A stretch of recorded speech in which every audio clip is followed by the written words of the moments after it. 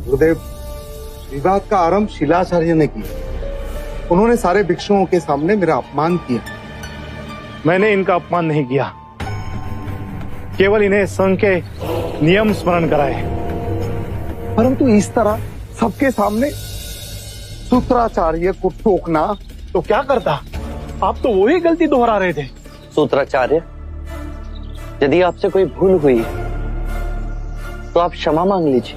गुरुदेव, मैंने जानबूझ के कोई भूल नहीं की।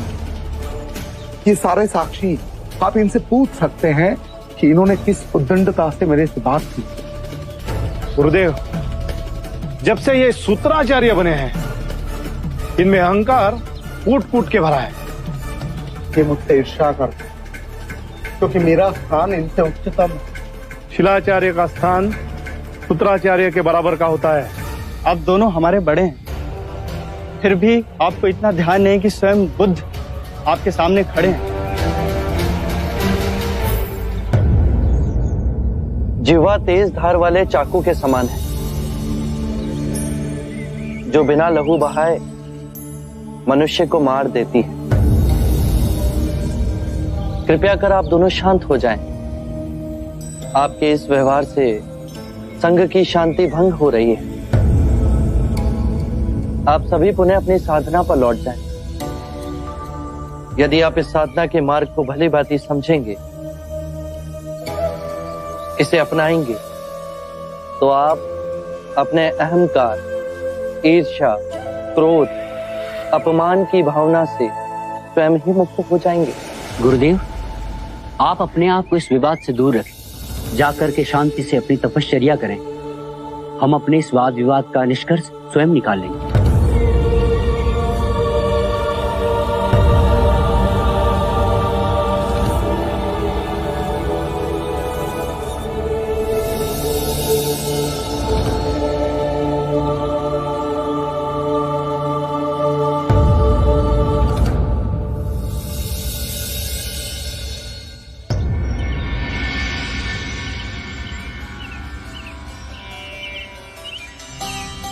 धीरे से गाओ, नहीं तो मेरा वल्लभ नींद से जाग जाएगा।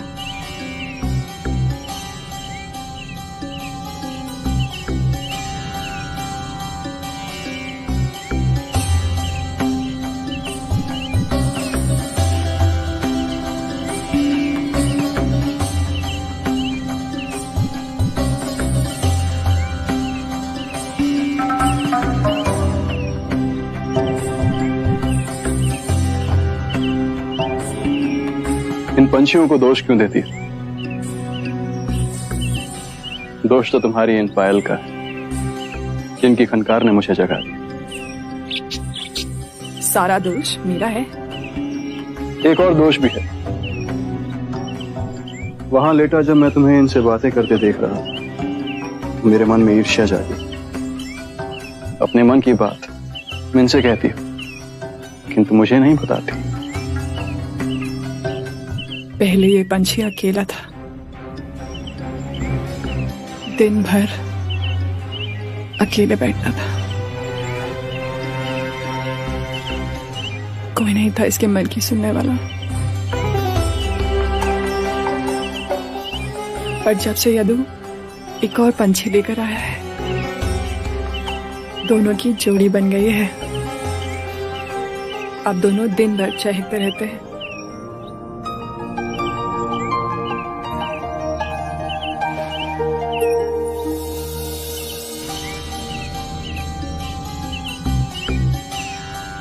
बहुत निर्जन कटे तुम्हारे थे हम।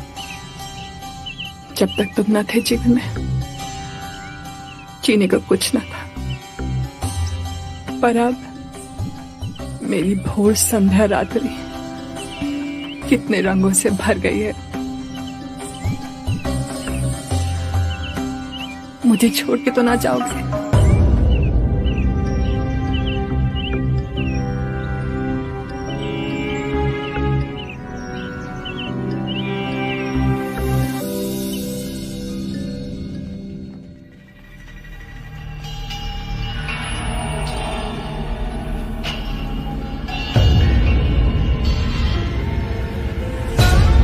महाराज अजातशत्रु जीवित है, ये समाचार सुन भगत की सेना हर्षोल्लास से जी उठेगी।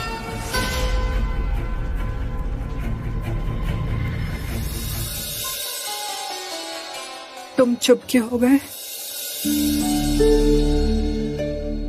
मैं तलवार चलाने वाला सैनिक,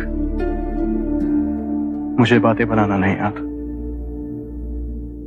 जो भी कहता हूं स्पष्ट कहता हूं। क्या कहना है तुम्हें? मुझसे विवाह करोगी? हाँ, मेरे अहोभाग्य कि तुमने मुझे अपने योग्य समझा।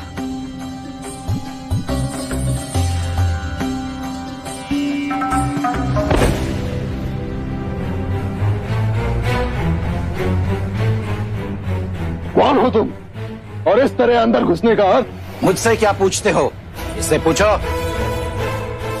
पहचाना मुझे? तुम भले ही मुझे पहचानने से मना कर दो, लेकिन धरती के जिस कोने में भी तुम रहोगी मैं तुम्हें पहचान लूंगा। शालीनता से बात करें। ओ, वैशाली की नगरवधु आम्रपाली ने अपने नाम के साथ साथ अपना व्यवसाय भी बदल दिया।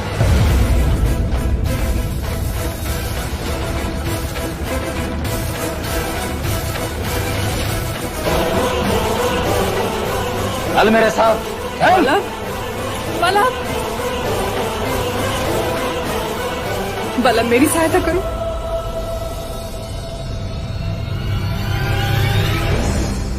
छोड़ो मुझे बल्लभ। बल्लभ देवी की रक्षा करो, मेरी सहायता करो। कैसे नहीं जाएगी तू? चल। देवी आम्रपाली अब नगर वधू की तरह नहीं रहती, उनकी रक्षा करो। बल्लभ वो तुमसे प्रेम करती हैं। बल्लभ, बल्लभ क्या तुम भूल गए जब तुम्हारी मृत्यु निश्चित थी तब देवी ने तुम्हें जीवन दान दिया था? बल्लभ उनकी रक्षा करो। चल यहाँ से। आम्रपाली को छोड़ दो, अन्यथा यहाँ से आज कोई जीवित नहीं जाएगा। मारो से।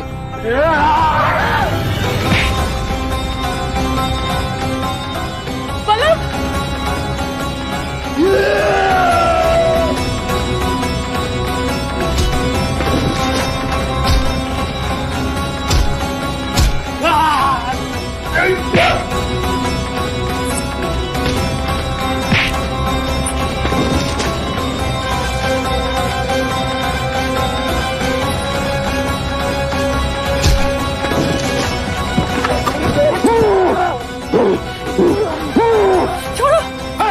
छोड़ दो उसे। क्यों उसकी हत्या का पाप अपने सर पर ले रहे हो? छोड़ दो उसे। बल्लभ तुम्हें मेरी सौगंध।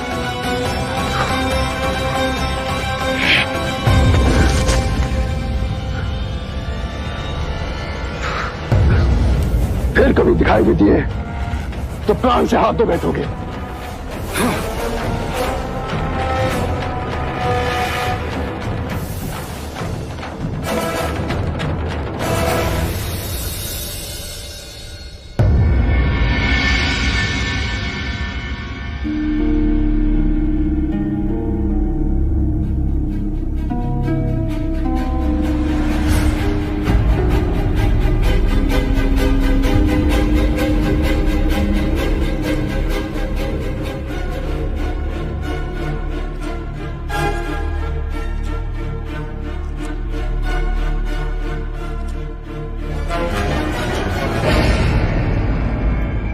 सेनापति, आप यहाँ? महाराज अजातशत्रु। महाराज अजातशत्रु नहीं, हमें यहाँ वल्लभ के नाम से जानते हैं। आप चिंता ना करें, हम यहाँ सुरक्षित हैं। आपको ढूंढने के लिए पूरी वैशाली में भेष बदल कर घूम रहे हैं। आपको सकुशल देखकर मेरे मन में संतोष आया। पर महाराज आप यहाँ तक पहुंचे कैसे? दक्षिणी खेमे में भीषण युद्ध हो रहा। हमारा वध करने के लिए वैशाली के सैनिकों ने चक्रव्यूह रचा। हमने वो चक्रव्यूह तो तोड़ दिया, किंतु हमारे शीश पे गहरी चोट आई। लहू लुहान हम अपनी सेना एकत्रित करने का प्रयत्न कर रहे थे कि तभी ज्ञात हुआ कि वैशाली के सैनिक हमें चारों तरफ ढूंढ रहे हैं। अजातशत्रु यहाँ से जीवित वापस नहीं जाना चाहिए। चप्पा चप्पा ढूंढो, उसका शीश काट के आज हम वैशाली के नगरवासियों को भेंट देंगे। जाओ ढूंढो उसे।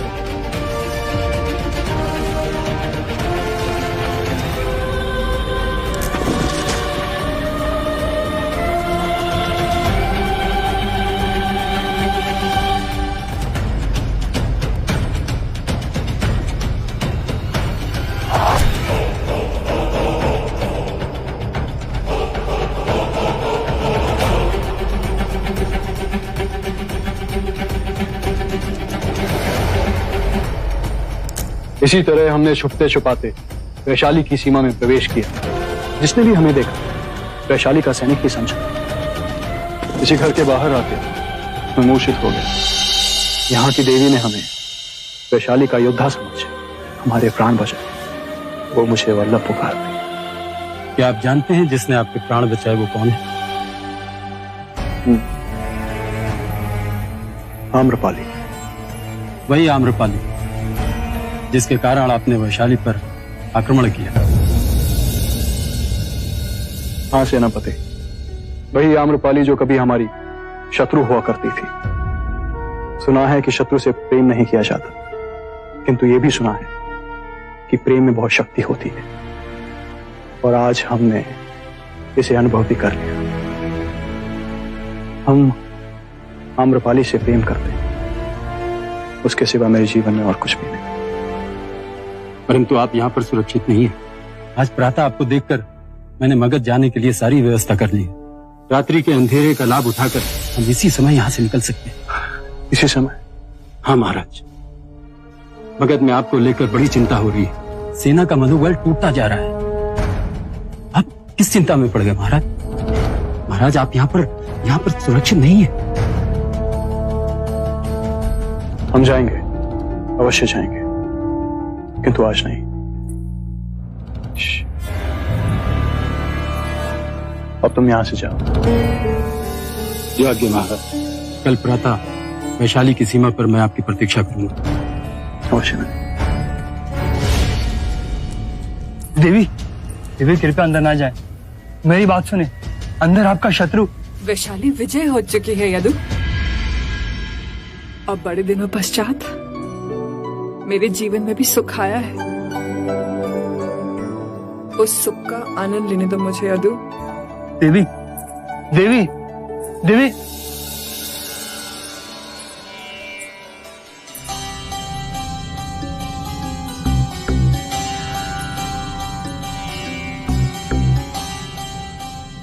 मुझे जाना होगा। कहाँ वल्लभ? मगध की सीमा के पास मेरे खेत में। मुझे वहां जाना होगा, किंतु मैं तुरंत ही लौटूंगा। प्रातः काल चले जाना। आज रात्रि में देरी रुक जाना। ठीक है, किंतु आज रात्रि हमारे बीच कोई बात न उठे। कैसी बात? जो बीत गया उसे भूल जाओ। भूल जाओ दीवाने में। हमारे पास बस ये क्षण। मैं इन क्षणों के सहारे जी लूंगी।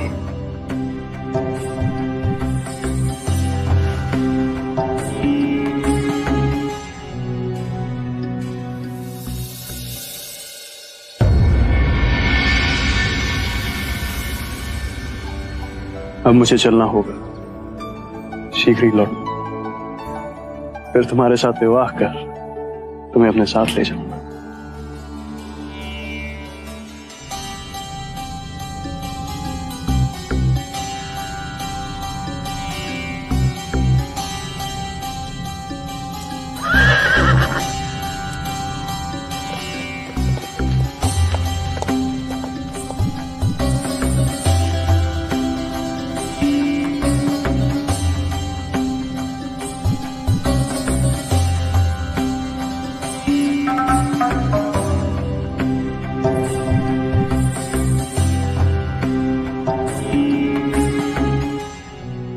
विदा कर दिया आपने वल्लभ को?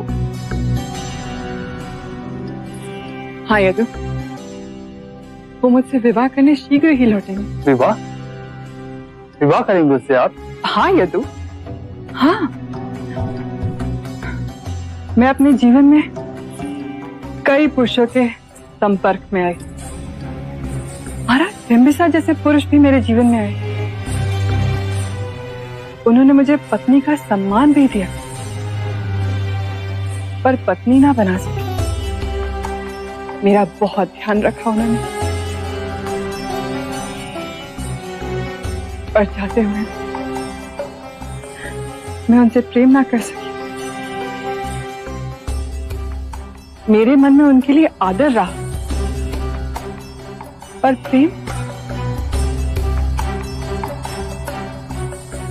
तो मुझे अब हुआ है। देवी निद्रा से जागिए। अर्थात तुम पहले व्यक्ति हो जिसको मैंने अपने प्रेम के बारे में बताया। पर आप अपने प्रेमी को नहीं जानती। वो जिसे आप वल्लभ कहती हैं, जानती हैं कौन है वो? कौन? वैशाली का परम शत्रु, आपकी लहू का प्यासा अजात शत्रु है।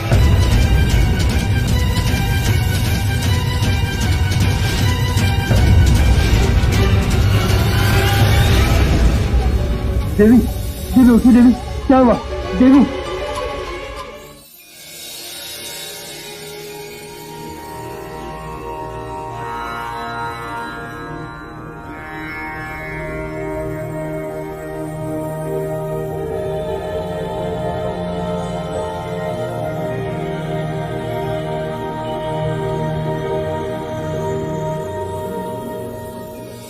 शाक्यमुनि को कौशंबी का आश्रम छोड़े बहुत अधिक समय हो चुका है। न जाने कहाँ होंगे, किस हाल में होंगे। समझता हूं तुम्हारे मन का दर्द आनंद। 2 बार कौशंबी के शैलाचार्य और सूत्राचार्य अपने नेत्रों में अश्रु भर बुद्ध को खोजते हुए आए हैं। बुद्ध जैसी निधि के योग्य न थे, आपस में प्रेम से रह न सके और इतने छोटे मनमुटाव को इतना भीषण रूप दे दिया। बुद्ध ने तो स्वयं ही कहा है, चाहे जितने सूत्रों का अध्ययन कर लो, चाहे जितने सूत्र कंठस्थ कर लो, जब तक वो तुम्हारा कर्म नहीं बन सकते तब तक कोई लाभ नहीं होगा, कोई लाभ नहीं होगा। सबको मार्ग का पता है, पर सब मार्ग पर चल नहीं पाते।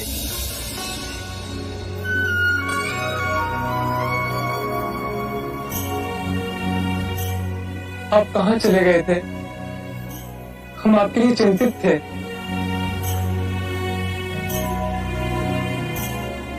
आनंद, कभी कभी एकांत में भी रहना चाहिए, ज्ञान मिलता है।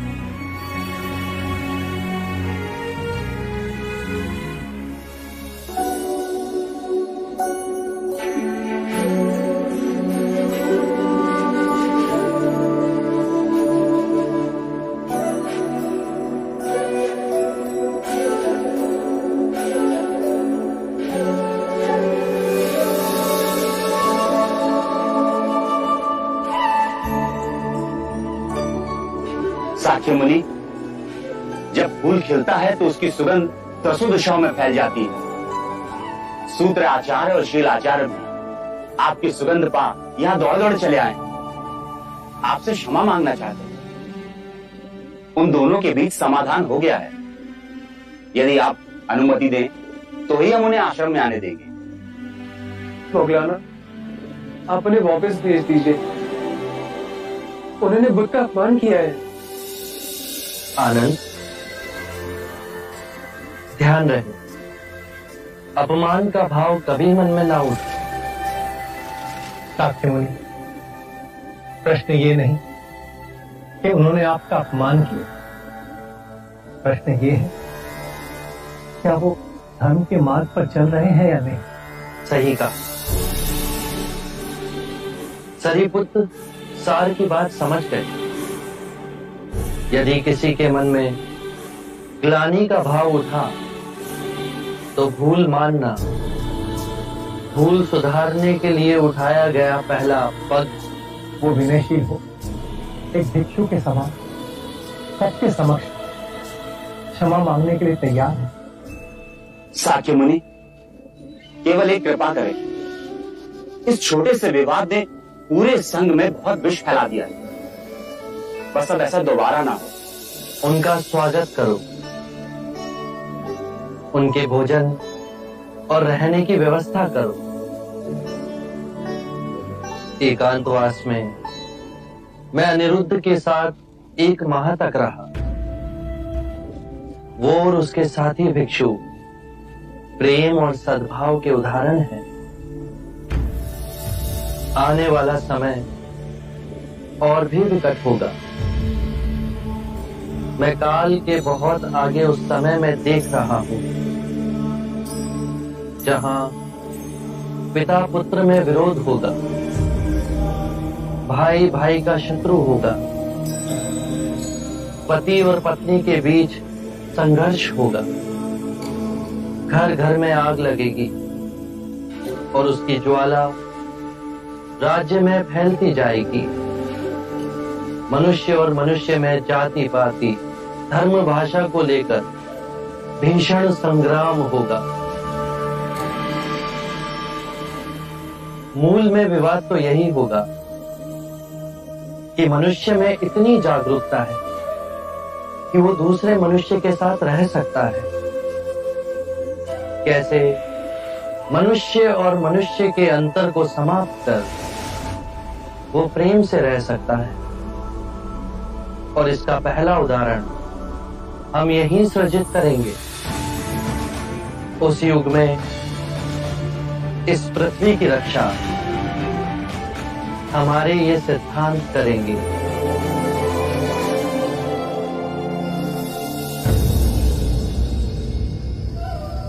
सूत्राचार्य और शीलाचार्य के समाधान की बात सुन मुझे अति प्रसन्नता हुई।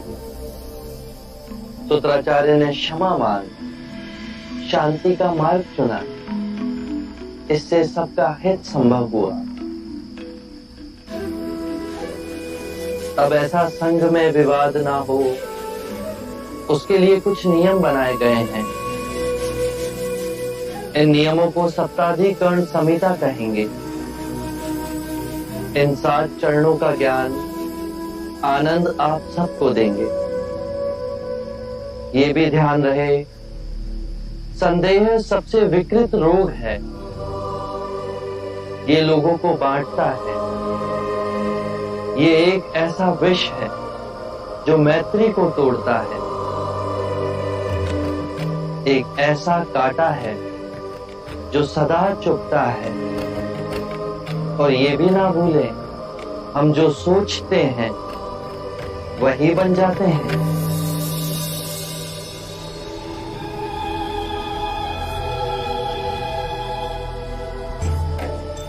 शीलाचार्य ने सत्य कहा, मैं ही अहंकारी हो गया था। सूत्राचार्य,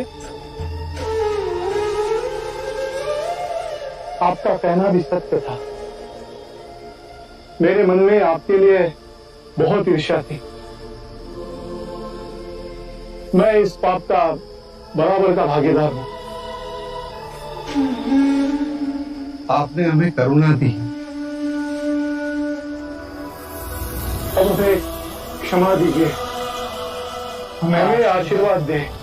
मेरे पास केवल मार्ग है। यदि आप उस पर चलो तो ये मार्ग तुम्हारा है।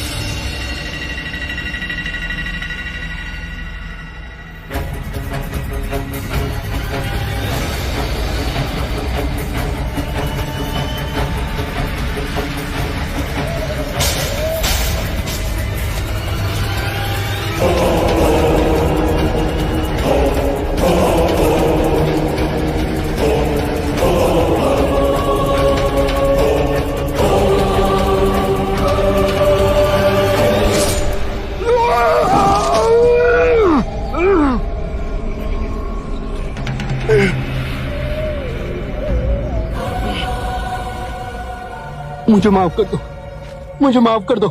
पीछे पड़ी स्वर्ण मुद्राएं ले लो, मेरे गहने ले लो और मुझे माफ कर दो। तुम कहोगे कि तुम्हें और धन चाहिए तो मैं इस वन में आके छोड़ दूंगा, पर मुझे छोड़ दो।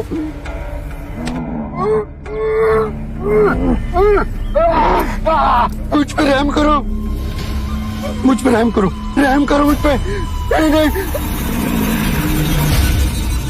मुझ पे रहम करो, रहम करो मुझ पे। मुझे धन नहीं चाहिए, मुझे 100 कटी हुई उंगलियां की माला चाहिए।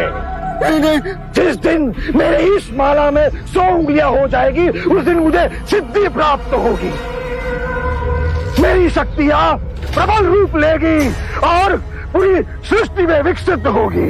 मुझ पे रहम करो।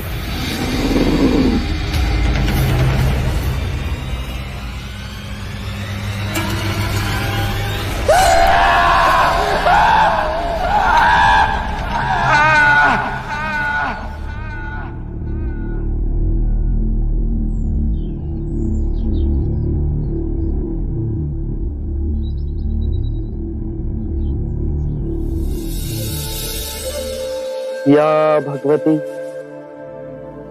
भिक्षाम देहि।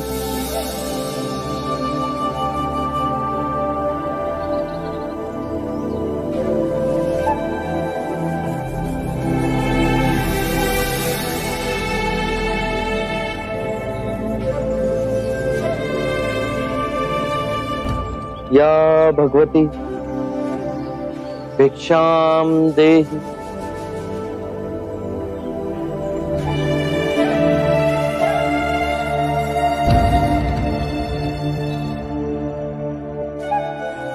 या भगवती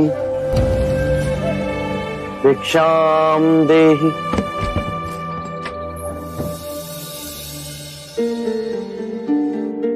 अंदर आइए। शाक्यमुनि, माफ करना, पर आप इस वक्त बाहर नहीं जा सकते। उंगली माल श्रावस्ती की सीमा पर देखा गया है। पूरे गांव के लोग डरकर अपनी खिड़की और किवाड़ बंद करके बैठे हैं। कौन है ये उंगली माल और उससे इतना भय किस कारण से? उंगली माल एक राक्षस है। उसे जो भी मानुष मिलता है, बच्चा, वृद्ध, स्त्री या सन्यासी, वो किसी को भी जीवित नहीं छोड़ता। महाराज प्रसन्नजीत के सिपाही भी उससे डरते हैं, वो भी उसे ना पकड़ पाए। धन के लालच में? नहीं, धन का उसे कोई लालच नहीं है।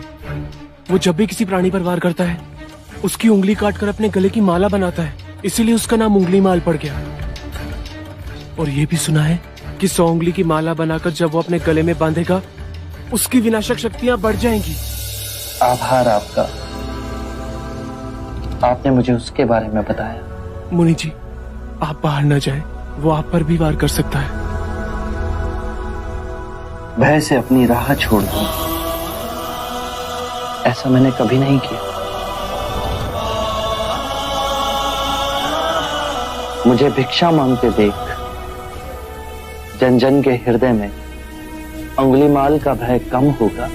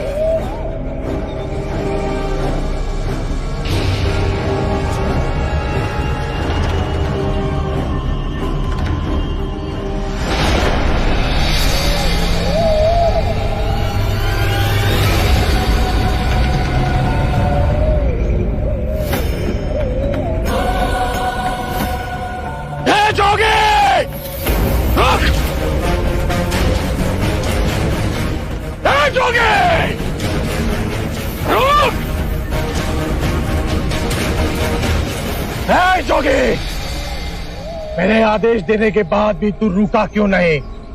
मैं तो बहुत पहले ही रुक चुका हूं, तुम ही नहीं रुके। मुझे मुझसे भय नहीं लग रहा, मैं आदि मानव हूं। नहीं, तुम मानव हो। जोगी, तूने कहा कि तू कब का रुक चुका है, और तू तो चल ही रहा था, और तूने ये क्यों कहा कि मैं नहीं रुका? मैं बहुत पहले ही रुक गया। ऐसे सारे बुरे कृत्य छोड़ दिए जिससे किसी भी प्राणी को दुख या कष्ट पहुंचे। मैंने जीवन की सुरक्षा करना सीखा। सब जीना चाहते हैं, बस तुम उन्हें करुणा से देखो तो। मैं सबकी हत्या करूंगा। मानव में न प्रेम है न करुणा है, सिर्फ छल और कपट है। तुम्हें लोगों ने बहुत दुख दिया है उंगलीमान। क्रूरता व्यक्ति अज्ञान के कारण ही करता है। घृणा, द्वेष, ईर्ष्या, मोह, माया, ये सब अज्ञान की ही संतान है। और वो व्यक्ति ही है जिसमें दया, करुणा, सद्भाव और समझ का उदय भी होता है। अंगुलीमाल, यदि इस जीवन में क्रूर और निष्ठुर लोग हैं तो दयावान भी हैं। बस अपनी आंखों से ये अंधेपन का पर्दा हटा के देखो। और व्यक्ति जैसे नहीं हो। मैं हर व्यक्ति जैसा ही हूं, बस जागृत हो ये सिद्ध कर रहा हूं कि हर व्यक्ति में जागने की क्षमता है। मेरा मार्ग क्रूरता को निर्मलता में परिवर्तित करता है। तुम घृणा के पथ पर बस इस क्षण रुक जाओ। तुम भी दया और करुणा के पथ पे चल सकते हो अंगुलीमाल। तुम वही हो जिन्हें लोग बुद्धा कहते हैं, जो लोगों को मुक्ति के मार्ग पर चलना सिखाता। मैं बहुत दूर निकल चुका हूं। मैंने बहुत हत्याएं की है। अब मेरे लिए रुकना असंभव है। असंभव कुछ नहीं। जब आंखें खुले तभी सवेरा। मैं पुनः जीवन की ओर नहीं मुड़ सकता। बहुत देर हो चुकी। तुम में इतनी चेतना है कि जो तुमने किया था वो बुरा था। इसका अर्थ है कि तुम में इतनी समझ है कि क्या बुरा है और क्या अच्छा है। अंगुलीमाल, जिस दिन से तुमने अच्छा कार्य शुरू किया उस दिन से तुम्हारा नया जीवन शुरू हो जाएगा।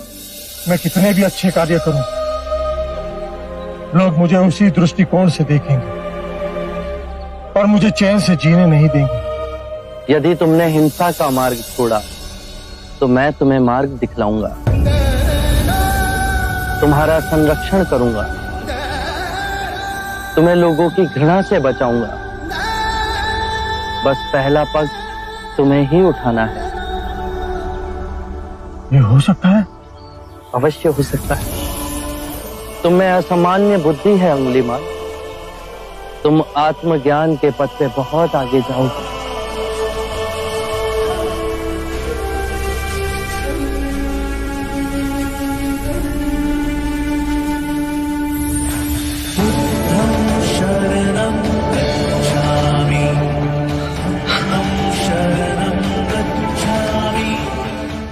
मैं आपको वचन देता हूं, मैं सारे बुराई के रास्ते छोड़ दूंगा।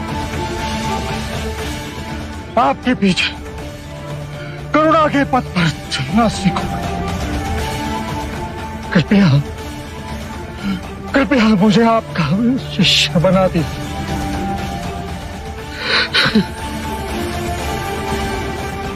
मैं शिष्य नहीं बनाता।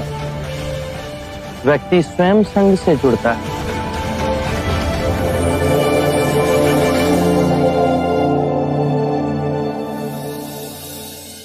क्या अंगुलीमाल अहिंसा का रास्ता त्याग सिद्धार्थ का भिक्षु बन गया? सिद्धार्थ नहीं महाराज, शाक्य मुनि गौतम बुद्ध। ये सूचना सत्य नहीं हो सकती। सत्य है महाराज। बुद्ध की दृष्टि मात्र पड़ते ही उंगलीमाल जैसा राक्षस सहजता से उनका भिक्षु बन गया। मैं नहीं मानता। अपना प्रचार करने हेतु सिद्धार्थ ने झूठा समाचार उड़ाया। ऐसे क्या निहार है? क्षमा करें महाराज, सिद्धार्थ तो बुद्ध बन गए, पर आप अब भी उनके विरुद्ध मन में गड़ी भास ना निकाल सके। आप जब वो सिद्धार्थ थे तब भी अनूठे ही थे महाराज। हम तो उनके परम शत्रु थे, तब भी उन्होंने 2 बार हमें जीवन दान दिया। बस एक भक्षक को रक्षक बना दिया, उसमें आश्चर्य की कोई बात नहीं है महाराज। हमारे जीते जी एक व्यक्ति का इतना बड़ा रूपांतरण हुआ है, वो तत्व से बुद्ध बन गया। ये चमत्कार ही तो है महाराज। अंगुलीमाल का ये हृदय परिवर्तन जब तक हम स्वयं न देखें विश्वास न होगा। आप 100 रूप धर ले, फिर भी वो डसता अवश्य है।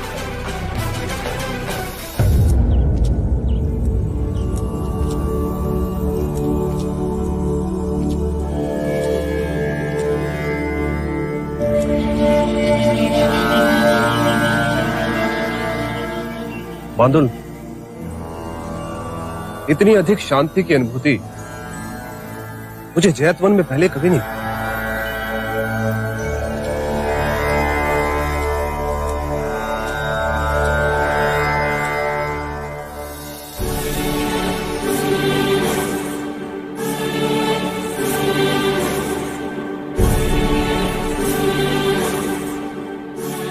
नहीं नहीं,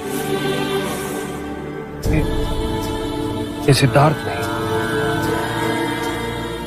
ये तो कोई देवता है।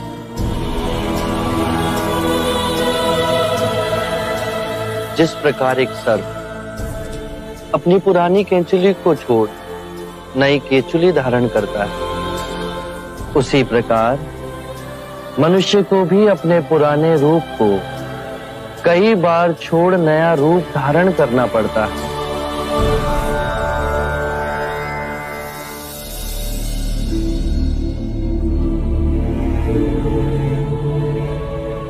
आइए कौशल नरेश, स्वागत है आपका।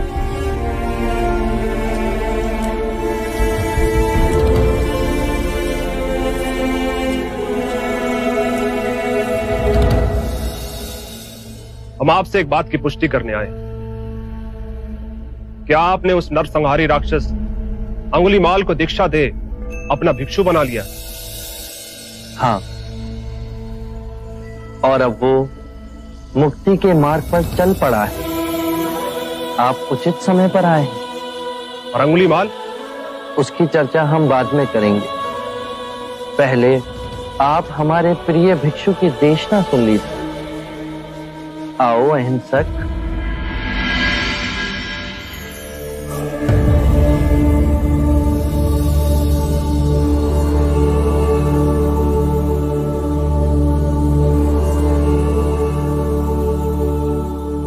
बुद्ध कहते हैं,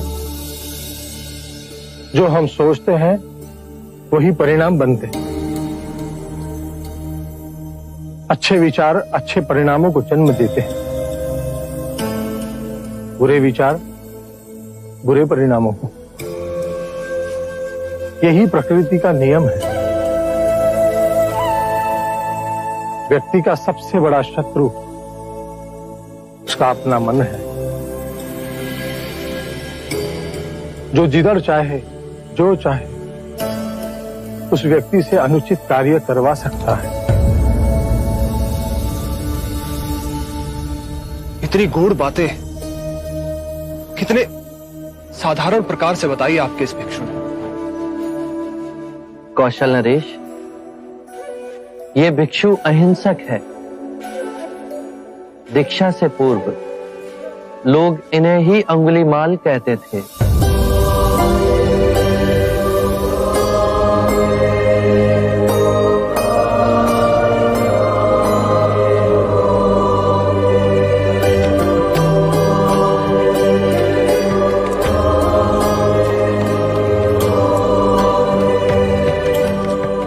हमने आज तक सुना था कि एक हत्यारा साधु बन सकता है,